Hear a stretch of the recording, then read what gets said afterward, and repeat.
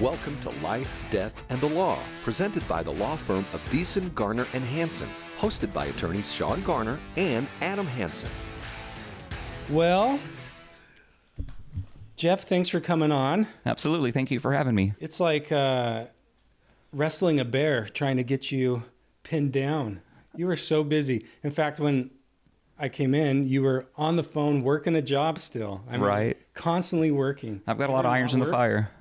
You ever not work? Yeah, we do take time out. That's about midnight till 2 a.m. Oh, that's the Trump method. Right? Yeah. Yeah. You can do it. What is he, like 83? How old is he? He's in his 80s. Yeah. Well, no. Maybe late 70s? Late 70s. Okay. Yeah, I want to call late 70s. Still, I mean, yeah. You hear of his schedule. It's like, I don't know how you can do that. But I know some people that they have just a 4-hour sleep schedule. Jane Edwards is one of those. Okay. Yeah. I kind of got into this with my wife the other day because she was saying she uses social media a lot. And so she self-diagnoses herself with things all the time. You know, oh, nice. OCD, Tourette's, I don't know, you name it. Google University. Yeah. And so one of these things is the lack of sleep and how women specifically have to get like so much more sleep than anybody else. You can't even imagine how much sleep they need, and they never get enough. Right. Okay. And I'm like, I don't know, I don't know if I subscribe to that. And who's the one that came up with that? I mean, maybe it's not like that. Maybe you only need a couple hours of sleep. I would assume you can make that happen. Yeah, I don't know. Is that an excuse to stay in bed? Yeah, I don't know. I would never say that out loud to her, but right. Those are the thoughts I have. Well, you know me. I'm just kind of cut and dry that way. Yeah. So you're a Yuma kid, right? I was born in Cherry Point, North Carolina, but I am a Yuma native from 1970 until present. I've been in Yuma 50 years. So when did you move here then? My dad brought us down military when I was, I want to say I was a year old. Okay. And then, of course, my mom and dad, they split. And through time, my dad eventually moved back to Indiana, where my family's from. And that was about 8 years old or so. But you didn't go. You stayed with mom here. We stayed with mom here, yeah. Kindergarten through college and then some. So Yuma is what you know. It is. If you were here since you were 1. Yeah, it is. Very cool. And you went to Yuma High? Class of 87. Go Crims. Go Crims, yeah. I was playing around with AI last week. And you ever play with AI? Chat GPT. Yeah. Yeah, that's what I was using. And I came across this prompt. It was, I don't know where I saw it. But it said, hey, if you ask it this, it'll show you a picture of what it was like at that particular time. So it was something like, what would it look like? Show me a picture of what it would look like in 1955 at the movie theater or something like that in Springville, Illinois. And then it generates a picture of that time period. And so I asked it to generate a picture of the Yuma Territorial Prison in 1886, I think, something like that. And it did it. And then I asked it to show me a picture of 1917. And it did it with some inmates there, like in the picture. And I said, is this what it would look like? And they said, well, actually, it was being used as a school at that time. And so I said, well, do it again. And it generated another picture with students like in the I don't know, you call it the breezeway, but you've been in prison, right? They're in between the cells. You've got those walkways. Right. And I asked, well, did they actually hold class like that? And it said, no, primarily in the cells. So it gave me another picture of them in the cells and like in the attire that would have been in 1917. It was pretty interesting. Now, is this on your laptop? Because, my chat GBT is on the phone and all I get is words. I don't get pictures. You got to pay for it. Oh, got that. Upgrade, yeah. Yeah, well, I don't do upgrades. Don't be cheap. You got to pay for that. Yeah. No, yeah, so it was on my phone. Right. Yeah, so interesting, though. But I bring that up because you went to Yuma High, and they're the Criminals, which is a very unique mascot. I think nationally it's the only one. Trademarked. It is? Really? It is trademarked. Wow. Yeah, I believe it is the only one trademarked in the nation. That's pretty cool. Yeah, that is cool. What I love about Yuma High, one of the things I like about Yuma High is specifically their wrestling team. When they come out, they're the they look intimidating, right? Yeah, it's super cool. I'm a wrestler, a criminal. That brings up your son. He went to Yuma Catholic, didn't he? He did. Did pretty well there. Wasn't he a wrestler? He was a wrestler and football player both. Yeah. Right. So his wrestling career actually started in junior high over at Castle Dome. And he ended up going all the way to, well, he broke a collarbone in a wrestling match over here at KOFA about 6 weeks before the state tournament. And this is at junior high level. And his 8th grade year, he actually was undefeated here in Yuma. And then he went to state and competed all the way up to going into the finals. But with a 6-week-old broken collarbone, he was happy with what he had done. Sure. And so he actually bowed out and forfeited that match because he didn't want that collarbone coming through the skin. Wow. He was feeling some pain. And so we let him do what he had to do. And in fact, he really wasn't supposed to go that far. As a team, they needed him to win up to the quarterfinals. Right. Well, he won the quarterfinals, and there was a wrestler named Mota, was from Somerton, Somerton. It was Somerton Middle School. And through the entire season, he wanted to wrestle that kid. And he got the opportunity to wrestle him for the semis. And he beat him. Oh, good. And so that was his win. And actually, that one win made it to where the team won the tournament. Wow. So we brought home the championship that year thanks to Seth. And of course, thanks to the other wrestlers, because without them winning, it wouldn't have been where it was. Right. But Seth did go that extra mile. He did beat Mota to go into the finals. But then during that match, he hurt himself. And he says, you know what, Dad, I'm out. I'm done. Yeah. And so we gave up first place, and he was happy with second. From there, he did wrestle at YC. He wrestled for 3 years there. And he was a state placer all 3 years. Mm-hmm. And so that was good. But during his career over at YC, he really, I never let him play football until he was a freshman at YC. Oh, really? And I did that because I know the YC program. Yeah. I know how they care for their kids. They're very strict. It's a very rigorous deal, and not everybody is going to make it. So when we talked to the coach about playing, I had to tell the coach, this is a two-way street. I will let him try out for summer, but he has to like you, and you have to like him, as far as the relationship has to go. And at the end of the summer, they did like him. They did put him in, and he wanted to do it. And he actually took that all the way to Division II football level at Western New Mexico University. Is that right? Yeah. Wow. So what's he doing now? He's actually back in town. Okay. Books weren't so great for him. Kind of like myself. I don't learn from books. I learn from hands-on experience. Yeah. Some people are like that. And so he's, the fruit didn't fall too far from the tree. And he's like me. And so he did try kinesiology. Just the books didn't work out. He tried welding for just a little bit. He actually applied for Yuma County Sheriff's Department about 6 months ago. And we've heard crickets. Really? So during that time frame of waiting for him to get the call, I decided I wanted him to be my helper and my driver so that I could answer the phone and do my paperwork while he's driving me from job to job, and started training him.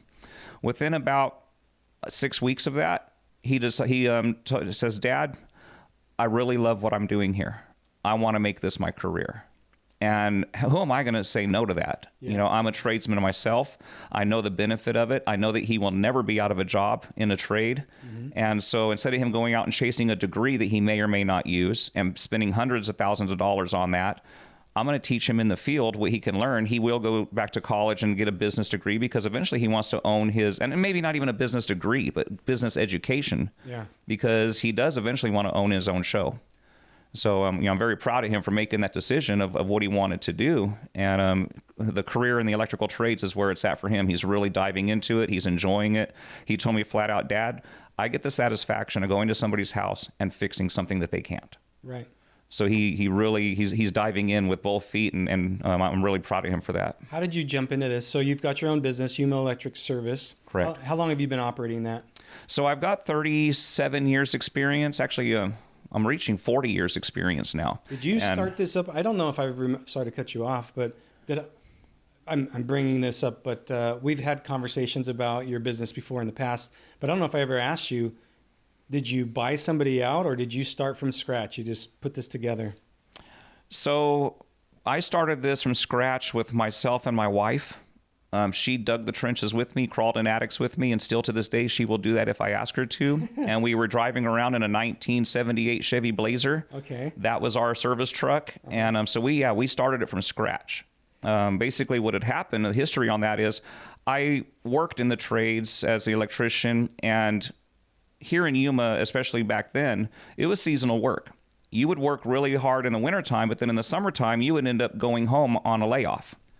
And so chasing jobs really got to be hard for me. And the last job I worked for was for Specialty Electric here in Yuma.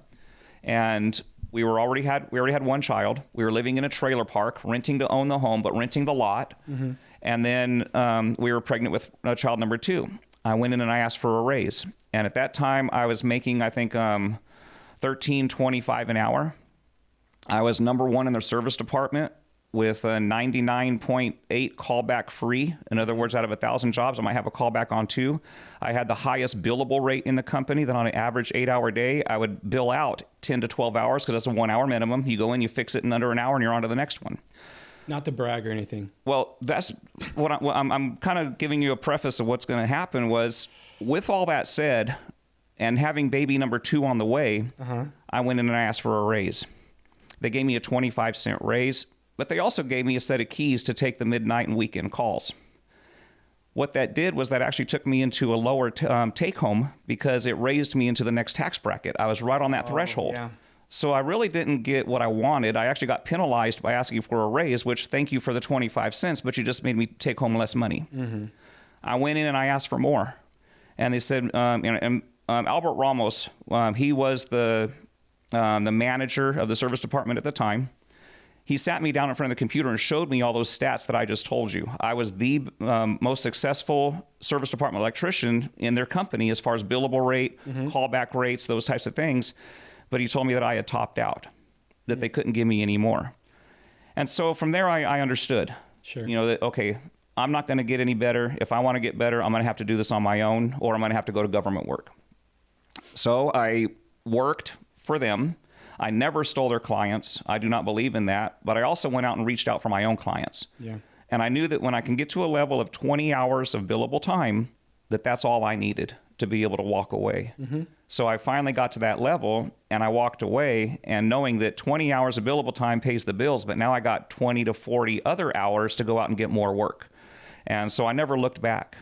From day one, I've never looked back that we've been able to, and that was April 20th, 1998. I was just going to ask, this was in the 90s? Yeah, April 20th, 1998 was my start date for Yuma Electric Service, and we have never looked back since then. How was Christine through all this? Was she enjoyed it? Was she nervous? She was very supportive, and she still is to this day, but there is a but that goes with that. Your business will take you over if you do not manage it and do not handle it. We are married to the business, and that's the way it is for any business owner. You're married to your business. Mm-hmm. My home life started to suffer, and it's not that she threatened divorce, and that never was in there in the equation. But I was working 24/7 because I had to start my business, and I was. You got to do what you got to do. Well, that success really depended on me being able to take care of my family or not. Mm-hmm. And so I was driven that I was going to do whatever I had to do. I don't care if it was a 3 o'clock emergency call. Sure. I had to do that. But then after a couple of years of that, my wife, one day when I came home at like 8 o'clock, 9 o'clock at night, she says, what you're doing is wonderful and you're doing great things for us. But what's the use of having a family if you're never home for them? Mm-hmm. And that struck a chord with me. So immediately I stopped taking emergency calls, but I still work 7 days a week. Well, after time of that, we kind of worked it out to where I was able to stop taking the Saturday calls. And to this day, I still have that the method that I do not want to have my employees working like I did, working yourself because life is not about just work. Right. You've got to have a balance, and I did not have that. So I try with my employees, I don't want you working overtime unless we absolutely have to. We do not take emergency calls, 2 or 3 o'clock in the morning phone calls, and we do not work weekends. If we have a client that really, really needs us, then okay. We will make that sacrifice once in a while, but that's not our standard procedure that we do here. We do want to have our family life. We want to have our work life, but we want to be able to have that balance. What I've found is, as a small business owner, you have to balance things, because we meet with clients, so many clients every day, and you're the same. You've got all these jobs that you got to juggle, and it's very difficult sometimes when people come in with a story that pulls on your heartstrings, and you're in this position where it's like, well, I want to help you out, because I have this innate feeling that I want to help people. And at the same time, it's like I still have to get compensated in some fashion, or else all of us lose. Right. All my we can't sustain what we have here. My family suffers. The employees here suffer. Did you ever experience that where you felt like you just weren't? Did you ever? I guess I should ask it this way. Did you ever have a problem charging what you're worth? No.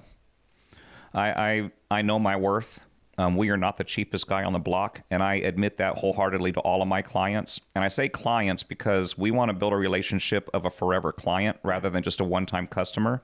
So we are very upfront with what we do. Mm-hmm. We are very upfront with our honesty. We do not try to upsell you, but our value is our value. And if you want to go cheap, I tell everybody, if you want the cheap way, then you need to call somebody else, because I'm not going to cut corners.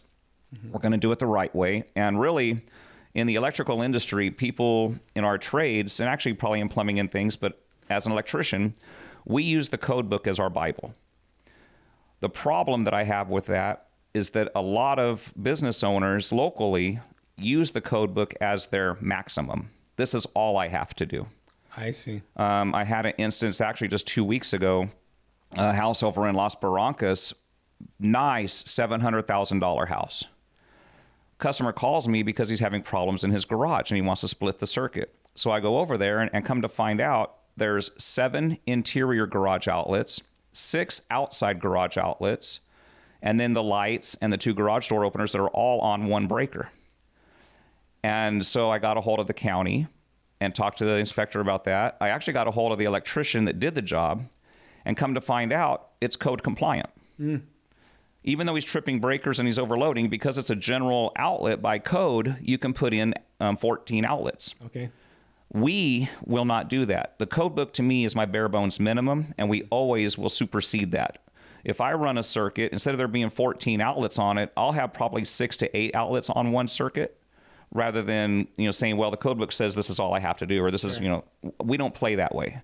And because of that, I have a forever workmanship warranty. We stand behind that 100%. So our labor, if we do an improper installation, or if we don't do something correct, if I mount a panel on your wall and it starts to fall off 7 years from now, we're going back and fixing it for free. Wow. We are currently going into homes that are not even 6 months old and fixing circuitry because they are overloading the circuits. Is that right? Kitchens especially. Code book says you have to have 2 countertop circuits. When I wire a custom home, it'll have 4 to 5. And that's just the way that we do it, because your kitchen is your workplace. Sure. That's where you're prepping your meals. Look at all the appliances that we have nowadays that we didn't have 30 years ago. So overload is huge, and that's where we separate ourselves. And I have no problem charging our billable rate doing what we do, because we know it's going to be done right.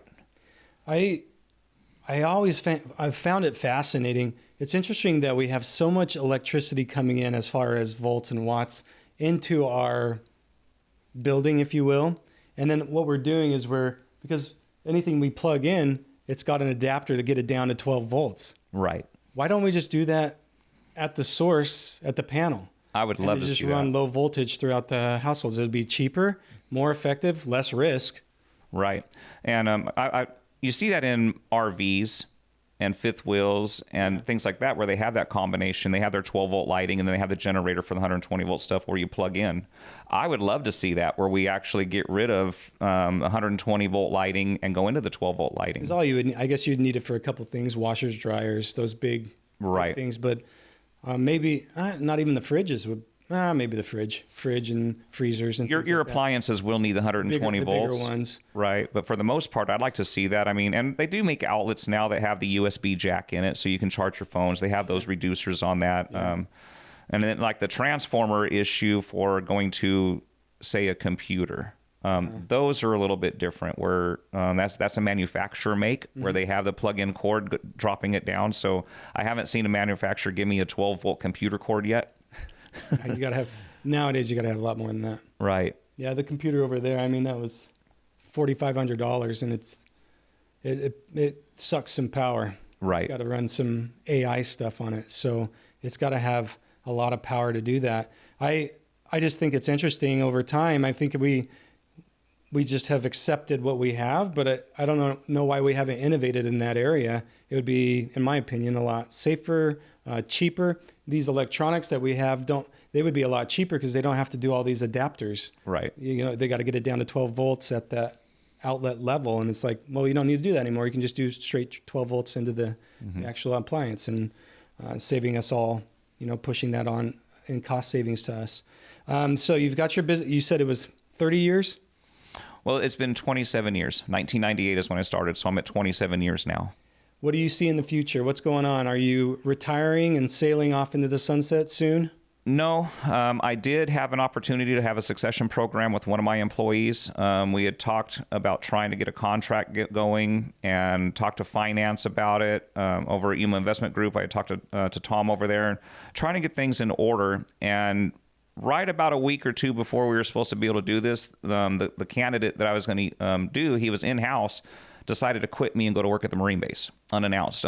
He gave me a 7 working day notice instead of the ask for 2 weeks. And this is my guy that was running the show. Mm-hmm. And I asked him, you know, to give me more time, but he says, I can't because I have to report at a certain time or I don't get the job. Mm-hmm. So unfortunately, I lost that opportunity with him. I did teach him to become an electrician. I did move him up in the ranks because that's how we believe in doing, you know, building up from the inside. Mm-hmm. And he took opportunity to go to the Marine base. I think that owning a business, I gave him a taste of that. He ran the business for almost a year with me in the background and letting him run the show. And I think it scared him. He started to see the implications of what happens in family life, that when you go home, your job's not over. Mm-hmm. He went to a government job where he can go to work, do his time, and go home. So he was safe. Sure. I cannot take that away from him. You know, good on him for doing that. But yeah. I was not able to make that. So now my tools are back on. You saw this morning, like you said, that I was on the phone already, you know, before even sun up starts, we say, it seems like. And when I go home at 8 o'clock tonight, I'll still be on the computer doing things that I have to do. I do shut down, but there is those things that you have to take care of. For my future, I don't know if I have another succession program available for any of my employees that I have now. Mm-hmm. I have had opportunity to sell the business, mm-hmm. and the opportunity to me just wasn't right. And so I said no. But the door is always open. If somebody wanted to buy my business and it was going to be a good agreement that we can talk about keeping the legacy of Yuma Electric Service, keeping my employees working because I care about them. I don't want somebody to buy my business and then just get rid of them. Keeping our methods and keeping our mission, mm-hmm. then at some point in time, I am going to have to, you know, let it go, whether it's through death or through retirement. One way or the other, I'm going to have to let it go. Uh-huh. Hopefully not death. Right. Well, I don't want to work until I'm dead, you know, and, you know, I don't really like the word retirement. I like the word financial freedom. There you go. And so I want to be able to do what I love to do, which is electrical. Yeah. I love being in my community. I love going out and volunteering and helping where I can. But I do know that my business is my tool for finance to get me where I need to go. Yeah. I'm not too far away. Maybe in the next 3 years, I'll have all of my bills paid for. That my house is the last thing to pay for, and I'm about 3 years out. Very cool. And then I will be debt free. So then it becomes financial freedom after debt free. So that's kind of where I'm going with that. Is I'm hoping in the next 3 years that I could back off, let my employees do what they have to do because I don't need to have so much income. You have how many kids? 3? I have 3 children, yes. Yeah. I've got 6. And so my oldest is about to graduate this year, and he's going off, you know, and doing his own thing. But I as a father, you wonder, like, where are they going to end up? What are they going to do? And of course, as parents, we have it all planned out for them, right? Yeah. We know exactly what they need to do and how to do it. And I think I in my mind, I'm like, well, should my kids go work for somebody and kind of become an employee? Is there a success down that road? Or what I found is I feel like I'm happy. I can make my own hours. I have freedom. I control that, right? I don't have to report to an employer. Right. And I'm not always subjected to the employer's, fist or heavy hand. And I don't have to worry about coming to work one day and my employer saying, you don't have a job, right? You're done. Right. So I don't know, what should we as parents, in your opinion, push our kids to be more entrepreneurial, or should we push them more towards kind of like a corporate mindset? What do you think? What's your opinion? I think it's going to depend on their career choice. If they want to be a doctor, they're going to have to go to college. If they want to be an electrician or something to that effect, you can learn a lot in the field, and that's exactly what I did. So it's kind of it's a double-edged sword. First and foremost, you got to let them be what they want to be. I know that me as a dad, I know what I want them to be, which is successful. And maybe I try to push them in certain areas of where I know, but I don't know everything. I don't know what I don't know. So maybe there's an area like both of my daughters went into education. And I am not an educator. Or at least I don't look at myself that way. People say, well, yeah, you're training your electricians, you're training your helpers, yeah, there is a certain level of education or educational, teaching, I guess you could say. But they went into it in the professional area. And so good on them on that, because that's something that I couldn't tell them to do, and I can't even tell them how to do it. Sure. So there is that, yes, you need to go to college for certain things, but I don't think that college is for everyone. I think that there is a lot of value in learning in the field, hands-on experience. And even as teachers, you need to have somebody lead you, take you by the hand and lead you down that road before you can start doing it on your own. And maybe that's where at the collegiate level, you're going in college, you're learning and they're teaching you those things. Whereas out in the field, yes, we want you to have a background in theory. Yes, we want you to have a background in formulas and load calculations and code. But that's not going to teach you how to use a drill. And those are the things that we want to be able to do out in the field, is how do you properly handle that drill so it doesn't rip your arm off? How do you properly cut a piece of conduit without cutting your finger off? How do you climb a ladder without falling down? Those are the things that you're not going to learn in a college, in a book. You're just not going to learn those things. So I think that really, to answer your question, you got to find out first, what does he want to do, or she, and then guide them with what they want to do to make them happy. A little story about my daughter, my middle child. She's my butterfly. She started out in education. She left high school. She went to U of A and wanted to be ag education. Then she went from that to wanting to be a nurse. Then she went from that to wanting to be computer graphic design. Well, finally, after going back and forth for a couple of years and her not succeeding in any of those and really not really knowing what she wanted to do, I had to stop her. And I was like, Hannah, what do you want to do with yourself? And she says, I just want to make you happy. That right there alone, that's all that your child wants to do. Right. They want to make you happy. So maybe they will do what you want them to do, not what they want to do, because for the sake of making you happy. So I had to stop her right there, and I said, Hannah, I want you to take time off from school. I want you to go home and figure yourself out. Do what you want to do. You are the one that has to wake up every day and go to that job. Don't do it because dad told you so or because mom told you so. You need to go because you want to go. And so after a little bit of time, she called and says, you know what, Dad, I want to go back to school and I want to be an educator. So we went full circle. She went from freshman at U of A, ag education, to all those different career paths. Baking was even included in it, and catering. I mean, she did a lot of different things. But now she is finally on her path that she sees the light at the end of the tunnel. And she is an educator. She went in as a special needs educator. And so she was doing that over in out past Tucson in Vail.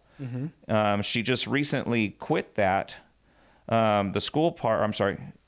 Yeah, she quit the Vail school where she was working because she is trying to get more credits taken care of it. The school is taking more time than she has as far as time versus or work versus education. So she had to quit her work to get her education so that she can go back and get her degree and be done. I see. And she's happy. She's happy. She finally found herself. She found her niche. She still loves her art. And she does all those types of things, but now she knows her career path that she wants to be on. So we're proud of her for that. You mentioned earlier you've kind of got involved in the community. This last year, you became a little bit more political, didn't you? You ran for the Yuma Elementary School District 1 Board of... Yeah, the school board. School board, right? Yeah, I don't like to call it political because it's really not, but my heart is Christian and conservative. Okay. And when I saw the things that were going on and that what our previous board was allowing, and I went there as a member of our public to speak about those things in the board meetings and to ask them. You don't have a kid in elementary school right now. I do not. My youngest is 20 years old. Yeah. But so I went to the board to go speak of those things that I was against and trying to get them to, do something about it. Mm-hmm. And they voluntarily chose to disregard everything that not only myself, but a majority of the public was talking about. Mm-hmm. And so that's when I decided, you know what, if you're not going to listen to us as the public, I'm going to do something about that. And so I ran for the school board, and I ran with my partner, David Ibarra. We were both conservative, and we both won by a landslide. Did you? Oh, yeah. We had over 20,000 votes each, and the closest person next to us had 15,000. Wow. So it was the community made a statement. It was loud and clear that we are not going to tolerate the things that the board was trying, or not just the board, but that the district was trying to do. And I know it has nothing to do with the teachers. I don't want to say that on them because it's not. They are doing a very fantastic job. I've been doing a lot of school visits, and they're doing a fantastic job with our kids, but they have to do what they are directed to by the admin. Mm-hmm. And our superintendent at the time and the board, they are at the top of the food chain when it comes to that of district policy. And they were refusing to make policy that was going to be a conservative value policy. So that's where I had to make a stand, and I ran. And now we're running that right now very well. We're very successful with what we're doing. What have you learned, in this capacity? Is it similar to what you've been doing in your work life, or is it now you're in government and it's just a mess? It's a mess. I will tell that straight out, and that's something I learned very quickly. As a business owner, if I make as a business owner, when I make a decision to do something, I implement it right now. Yeah. I'm learning, and it's very hard and frustrating, but I'm learning that, first of all, I'm only one of 5 board members. Mm-hmm. So not only do I have my idea, but now I have to convince the board to agree with my idea. Then we have to implement that idea into a policy that has to be written, and then have to have a first read. And then anything and everything that we are trying to do, it's probably a 6-month process from start to finish, if everything goes well. Mm. And that's what I'm finding out. So, one of the things I'm very proud of and that I ran on and that I won on is that we will have a written bathroom policy.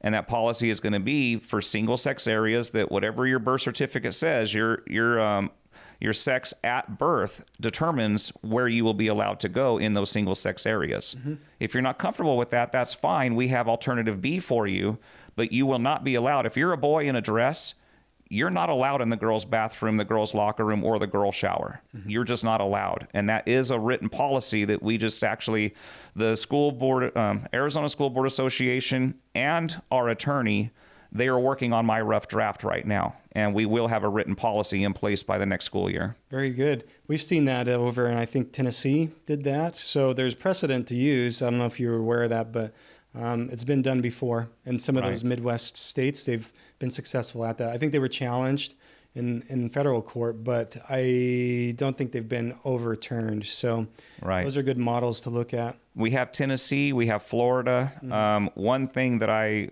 guess the attorney had told us is that we were kind of trailblazing a little bit of a different path, because those bathroom policies, if you want to call it, I call it bathroom policy, but it's actually single-sex area policy. Okay.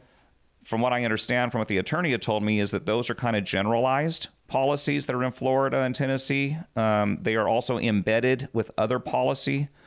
My policy is going to be a standalone policy. There is no confusion. There is no looking for it within other policy. This is going to be a standalone, simple policy, and this is what we're going to do about it. And so, like I said, it is in underwriting right now. We hope to have a first read. I'm hoping next month. Okay. In May. Well, actually, this month, May. We're hoping to have that read. So you get this policy. It's beautiful. It's all nice and shiny. And then what? You present it to the rest of the board, and they have to say, okay, we've already agreed. We already had a board meeting. We've already agreed 5-0 that we will have a policy. So now it's just getting that policy back. That like you said, they need to polish it up for us and bring us back in legal terms, everything that's going to work for us, and then we approve it. And if we don't approve it, we need to tell them why, which is basically we don't like the verbiage in this or we need to change that. But You tell who why? The attorney? the attorney. Okay. Yeah, it goes back to the attorney and the Another ASBA. revision. Okay. Yep, to come back with a revision if we even need one. But I think that the rough draft that we sent them was pretty clear. It's really going to be hard for them to mess that up. So you get it back, it gets approved, and that's it. The policy's in place. Not fully. We get it back. We do a first read. And that's What going does to be that mean? So we actually a have public meeting. Yes, during Someone our can come and give their opinion on what you put together. right. Yes, we have to have public opportunity. So we come back with what is our actual writ. Mm-hmm. We will read that at a school board meeting, and it will be posted public. Everybody can come and accept or deny, or we have a podium for them to stand at and say their call to the public of how they feel. But we have the first read. And then we have to go in 30 days later at the second board meeting to have a second read. Okay. Once everything is approved through the first and second read and that we're good, now we can go in and enact it to make it into a policy. I see. So again, we're talking 3 months of just that. Yeah. And we've already, I've been in the board. This will be my 5th meeting. My second meeting is where we made it into an action item. So we're already going to be 3 months in, and then another 3. So that makes us 6 months that hopefully by our 6th month, this is actually in policy. So you mentioned, when I said politics, you said, well, I don't see it as political. Well, I do. I mean, you have to get these other 4 people to get on board, or at least 2 others, and that's political. So you're doing political things as far as you're advocating for a position that you have, and you have to convince other people to join you, or right. What's the point? Yeah, I can see that aspect of it as being called political, but I don't want to call it a Democrat or a Republican or an independent instance of okay. why I'm doing this. Sure. And that's what I've been accused of. I have been openly, well, there is the other side, the people that don't want this policy, that think that everything is rainbow and roses right now, that it's okay to let a boy in a girl's bathroom.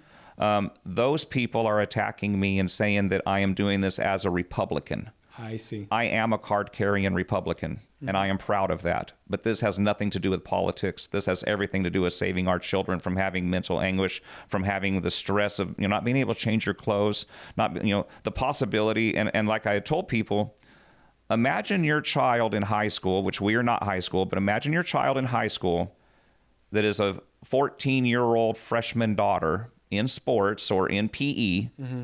And after PE's over, you got to go shower, and you're showering next to a 17, 18-year-old boy because he feels like he's a girl. Mm-hmm. How do you like that? I know I don't like that. Yeah. And the callback that people keep telling me is, well, there's nothing, it's not happening in Yuma. There's nothing, prove to me that this is happening. I was like, well, so are we going to be proactive or are we going to be reactive? Sure. Are we going to wait until something happens to then finally say, oh, darn, we should have done something about it? To me, we are going to be proactive. We're going to make this policy before something happens because I don't want to wait until something does happen and then the school gets sued for it. I would rather be sued for making an attempt to correct and to be able to save our children rather than being sued because we did not save our children. Yeah. And that's where I say it's not political to me. I don't care if your child is a Democrat family or Republican family. I am doing this for all children, and it is nothing to do with politics like I'm being accused of. That it's more common sense, I guess. Yeah, right. And before I ran, the straw on the camel's back was the bathroom issue. Prior to that, and it was maybe a year, 8 months prior, the previous school board voted on, approved, and allowed a sex education class, is what it was called.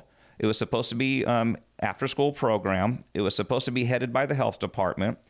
And it was a sex education program that they portrayed as emphasis on abstinence. Okay, I can agree with that. We don't want our 6th, 7th, 8th graders having sex. We want to be able to try to plant the seed now to be abstinent, to be able to wait until you're married, to be able to, understand that part of the value of life. Consequences, yeah. The consequences, of an unintended birth, pregnancy. What really ended up happening, and you can go back to YouTube and watch the school board meetings. Keith Ware, it was his very first meeting that he had to go to, and he got paperwork on a Friday, and then back then, the meetings were on Mondays. He had to read everything that was given to him, and then they did this thing on Monday. And what they had voted on was supposedly the sex education class with the emphasis on abstinence, but with what Keith Ware read, and he held up the pamphlet to prove it, was that they were talking about sodomy. They were talking about masturbation. They were talking about same-sex sex. They were talking about all these other things, and they were saying, well, we don't want you to have sex, but if you do, these are the things you should do to not get pregnant. I see. Okay. And so they were promoting sex rather than promoting abstinence. Not only that, they were promoting gay sex. They were promoting anal sex. They were promoting things, and this is 6th, 7th, and 8th graders. Yeah, middle schoolers. So when the public found out about it, there was an uproar, and it got reversed, and it got stopped. But the board actually voted for that. So if you want to call politics... Do you think that's because they just didn't read it? Well, no. I know for sure that Faith Claw-Strike read it, and she was definitely the one that was pushing for it. Okay. Teresa Fox, I'm not sure. She didn't say one way or the other, but I would assume that her being in law and being the person that she is in the professional world, that she did read it. Adele Henning, she was also on the board that voted. It was a 3-2 in favor. And Adele Henning, when she was asked by a friend of hers, how could you vote for such a thing? She did say, well, I didn't know I had to read it. Well, as a school board member, your job is to read the policies and to be able to implement policies. And evidently she didn't do her job, and she was just going along with the flow because she was told to. Well, that's why I asked the question, because the way that you presented it in the beginning, I'm sure it was all that stuff, that's at the top this is an after-school program to teach abstinence, right? Right. And so, okay, that sounds good. I don't need to read the rest, Right. If that summarizes what this is about, then I'm good. Right. I could foresee somebody doing that or thinking that, but. And the argument that those ladies had was, this is an opt-in program. The parents can sign a permission slip to let them either go or not to participate. How many parents actually read those? I mean, I know when my child was going to school, and I'm guilty just as much as everybody else, that you get a whole slew of papers, especially at the beginning of the school year, and you're signing them. You're not really reading word for word everything that's in there. And then my other argument to that is, did they tell you in that permission slip what they were really teaching you? So I don't know if there was a full transparency in there or if there was not. But the fact of the matter is, they were trying to say, well, you could opt out if you really want to. But is the parent really going to understand what was really going on in that class? And a lot of parents, they're in such a hurry, and they're in their old world, that they're just signing a piece of document. Yeah, okay, go ahead. And so that really was upsetting to me to see that they allowed that. And that was one of the first triggers for me. And then when they just wanted to completely ignore having a bathroom policy, that was the final straw that decided where I was going to run. It's funny you say, as parents, we get so much paper. We're inundated by papers coming home from the school. Or now it's on your phone. It's just text after text. Right. And so at a certain point, you're just like, I'm just going to mute that because it's just onerous in my day. But I was going through some old paperwork of mine, and I found some old documents from when I was in elementary school, one of which was titled Corporal Punishment Policy. It talked about, we have the right to spank your kid and all this stuff. I'm like, dang, those are the good old days. I remember if you got sent to the office, you're probably going to get a ruler. Right. And switched, right? You think we should bring that back? I think that we do need some more disciplinary action. Now, beating a child, I know that I had to go pick my own switch when I was a kid. Yeah. I remember the belt. You're like this small, right? The but smallest thing you can find. But at 55 years old, I remember those things. So I think that there needs to be a certain level of discipline for sure. I don't know if being able to physically put your hands on that child is legally allowable nowadays. Yeah. So there might be that. But I know for a fact from talking to parents that are having issues that the discipline factor is just not there. And I've talked to the superintendent about that. I've talked to some teachers. I've talked to some parents. And one of the biggest reasons that kids are leaving the public school system and going into private schools or home schools or charters is because of the lack of disciplinary action. Bullying is a real big issue, and I call bullying everything, whether it's verbal harassment, threatening, pushing. There's so many different. When you go into definition, there's about 8 different things that I call bullying, even though it's not. And you're like, verbal harassment. Well, you're bullying me because you're calling me names continuously. Yeah. But it's not. It's verbal harassment. It's not bullying according to their definitions. To me, the whole encompassed bullying scenario is what makes the kids leave, because there's not anything being done for disciplinary action. The student that's being the perpetrator is being sent to the principal's office, and then more often than not, they're being sent back to class with a verbal warning. Mm-hmm. And that verbal warning is a second and third verbal warning. I don't want to say that they're not doing their job, but I think that they're being told that by the higher ups that we cannot suspend, we cannot expel.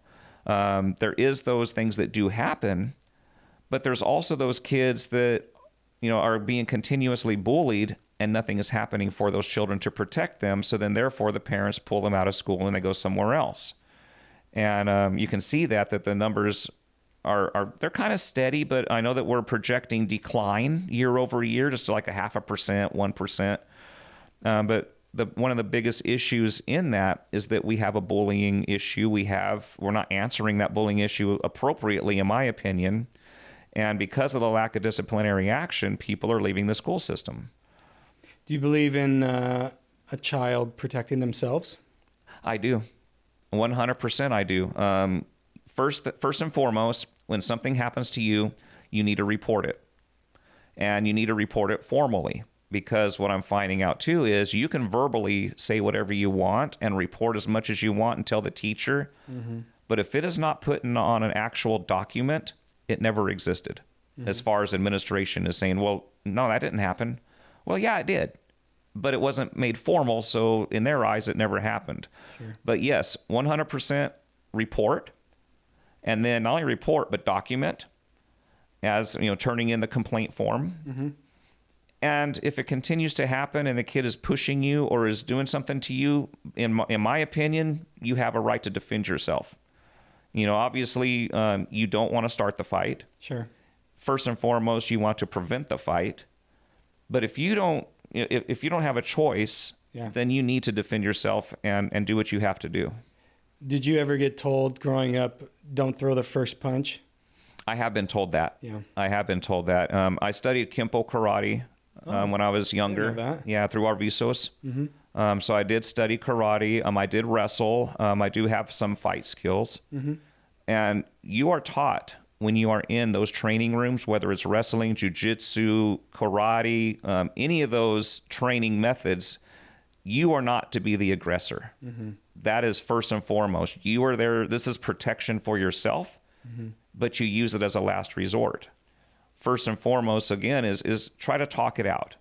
What I found growing up was, you'd always have these kids every once in a while. There'd be a fight, right, at school.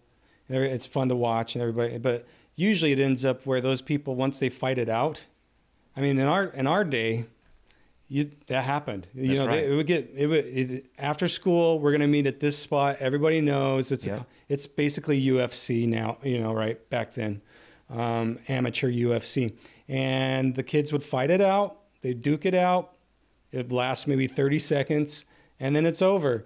Most of the time, in my experience, those kids ended up being pretty good friends, once they got through that whole issue. Right. But it took that fight to get it out. I wish we would do that. I wish we would just let them work it out and then, not with weapons, but hand to hand, let them do their thing. I think they're going to work it out. I think so. I mean, nobody wants to fight. At least I don't want to fight, and we want to be able to have that conversation, try to work it out. But there's times that you just gotta, you gotta let it go. And back in our day, we didn't have the cell phones. That's true. So it was, if you had something to say, you couldn't hide behind a screen and say it. That's true. Yeah. So that's where I think that nowadays it's so easy to be able to intimidate, to bully, to do those things because you're doing it behind a screen. It's so easy to blow up your chest and be that tough guy when you're behind the screen. Yeah. Yeah. But if you're face to face with that person, I think the conversation would be a whole lot different. It's funny you say that because I had to sit down with my 17-year-old who's graduating this month. And we were working on something. We needed the laptop to work on it. So I handed it over to him. I was doing some stuff, and then I handed it over to him, and he's typing on it. And I'm watching him type, and he's like this with two fingers. Finger typing. Boop, boop, boop, boop, boop, boop, boop. I'm like, is that how you type? He said, yeah. I was like, why do you type like that? Type the right way with all your fingers. He's like, I don't know how to do that. And I asked, what do you mean you don't know how to do that? Like you've been on a Chromebook like your whole school career. They gave you these Chromebooks and these things, and they didn't teach you to type. Like I learned to type in the 90s, right? And he's like, no, they never taught us. So you're giving my kid all this technology, all these things, all these tools, but you're not teaching them how to use the tools, in my opinion, appropriately. I mean, he's like pecking around with he's pretty fast with two fingers, but... Well, that's because he does it on his phone with his thumbs. That's true. Thumbs and fingers. You know? But he's a pianist too, so it's not like, he doesn't have dexterity in all of his fingers. He can use all of his fingers. He plays the piano beautifully. Now, is he looking at the keypad when he's doing that, or did he memorize keypad? Because that's where that typing really comes into play. Yeah, I wasn't paying attention to that. I was just gobsmacked by watching him like beep, beep, beep, beep, beep, beep, with his fingers. I'm like, oh no. Oh, you're about to leave my house into the world, and that's what you're doing? Right. You're a failure. You're embarrassing me. That's what I felt like. Well, then he's going to go do talk to text. Yeah, exactly. Start verbalizing everything, and then you don't have to type anymore. Yeah, that doesn't work for me. It always gets it wrong. It does. It does. I've said some pretty embarrassing things that I've sent out without reading it before. Oh, no. Yeah. Or profanities. You're like, oh, no. I swear I don't talk like that. Yeah. What else, Jeff? We're out of time. Believe it or not, this went really fast. Wow. Yeah, we're out of time. But what would you say to a kid that's coming out of high school, getting ready to go, into the world? What would you tell them? Find yourself. Okay. If you haven't already done that, find yourself. Be who you are. Be who you're supposed to be. Don't worry about what other people think about you. Mm-hmm. Don't worry about what mom and dad want you to be. You be what you want to be, because you're the one that has to wake up every day and face yourself. Study. Whatever it is that you want to be, you're going to have to be good at it. So whether it's taking on a job and learning in the field, or like I said before, if you want to be a doctor and you have to get some more education to continue to be able to be that doctor, go for it. Don't worry about what other people think about you. You be you, mm-hmm. and go out and work hard to be successful is what I can really say. Do you think, my worry is that we as parents tend to provide a lot for the kids. It's hard for us not to. I didn't come from a background with a lot of means, and so I don't know if I mean to do this or subconsciously I do this, but when my kids want something, it's hard for me not to give it to them. That's a constant fight that I have to mentally deal with. And so as a consequence of that, my fear is that my kids go out into the world waiting for things to happen rather than being proactive and making things happen. Does that make sense? It absolutely makes sense. And I'm guilty of that too, that we want our children to have the things that we didn't have growing up. We want them to have success that we didn't have. And we tend to try to give them that success rather than them earning the success. And when they hit the road in the real world, it's going to be a hard travel for that first couple of years. They're going to have to figure themselves out and realize that mom and dad's not there to do their laundry anymore. Mom and dad's not going to cook for them anymore. When they fall short on money, what are they going to do about it? How are they going to support themselves? The things that we do for them, and yeah, I'm just as guilty as anybody else, that when something happens, I want to be the one to fix it. Yeah. Rather than standing back and saying, okay, you got a problem, what are you going to do about it? And letting them fix it. If I had to do it all over again with my children, which it's too late now. Now it's my grandchildren. With my children, if I would have thought about it when they were kids, I would have made them figure their own problem out a whole lot more than what I did, because like I said, I wanted to fix the problem. I wanted to make sure that they had what they needed and then some. And that is definitely a fault that us parents do, is that we need to sometimes just back up and let them suffer. I've said that to my wife very recently, that one of my failures as a parent was I did not let them suffer enough. They are entitled as far as I'm concerned. They do, expect mom and dad to do things for them that mom and dad probably shouldn't do. When I was growing up, I was kind of an entrepreneur even at a young age. We lived over in Edenwood West, which is the neighborhood right across the street from the Walmart on Avenue B. Okay, yeah. We were the third house being built there.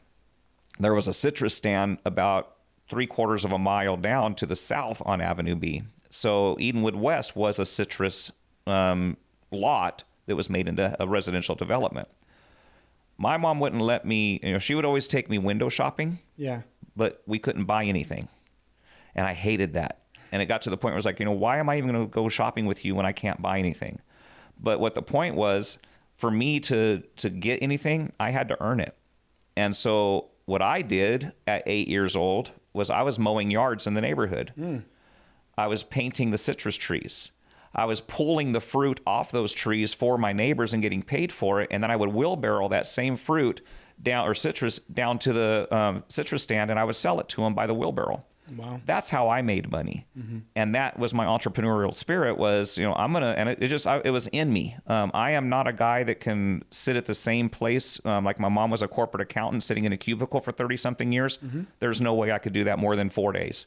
It just wouldn't happen. I just go nuts. Yeah. I like to be able to have the freedom of what I want to do. And like you said, we as business owners aren't worried about somebody telling us, hey, you know what, here's your pink slip, today's your last day. Yeah.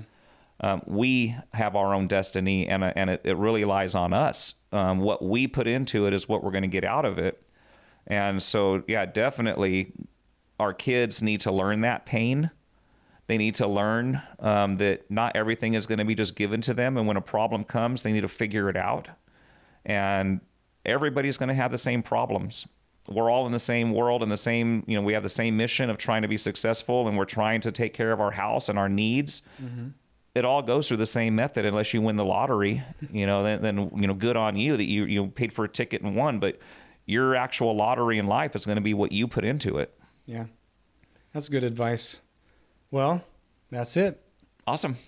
Thanks for coming in. I know you're so busy, but I really appreciate you taking the time. We pinned you down, got you in for about an hour. And yeah, I love it. And then now it's back to work, right? Yes, yeah, I'm sure my phone buzzed off a few times already. So, back to work, back to the ho-hum. Yeah, thanks for coming in, Jeff. Yeah, thank you. Appreciate the time. We'll have to have you back on. Yeah, I'd love to see that. Maybe we'll have Christine with us. Yes, then she can tell her side. She can tell, she can defend herself, and she can give us the better advice. Yeah, kudos to her. I am very much fortunate, very much in love with her. We have been together over 35 years total. We've raised a wonderful family, and I am nothing without her. Yeah. So yeah, definitely kudos to my wife. She's such a sweetheart. I'd love to see her come here and talk, and she can rat me out on some things. You think she would? Oh, I'm sure she would. I've asked specifically, women, when I ask women, they're always, no, I can't do that. I'm not going to do that. I'm too nervous. Well, she's definitely a shy person. Yeah. But if maybe you're here with her, maybe she can get it done. She might, you're going to hear a lot of giggling. That's that nervous laughter, because she is a nervous type of person. She's not an extrovert like I am. I will talk to anybody, and she's kind of introvert. But once you get to know her, and once you kind of take those barriers down, she's all in. Mm-hmm. Right. Yeah, I think that's a lot. Yep. Many people are like that. So. Right. Yeah. I think that she would be a good conversation once that we get that wall down. And when I extended an invitation to you, I was going to ask for her too, but I don't know why I didn't. Maybe I should next time. Yeah. I'll talk to her. I'll plant that seed now, and that way she can be prepared. When that day comes, that you got to listen to this first and see how bad it was, and then make a decision. Right. Yep. Yeah. Well, good to see you. Thanks for coming in. Of course. Thank you. If you have questions or want to know more about something that was discussed today, please call the law firm of Deason, Garner & Hansen at 928-783-4575 or visit yumaestateplanning.com.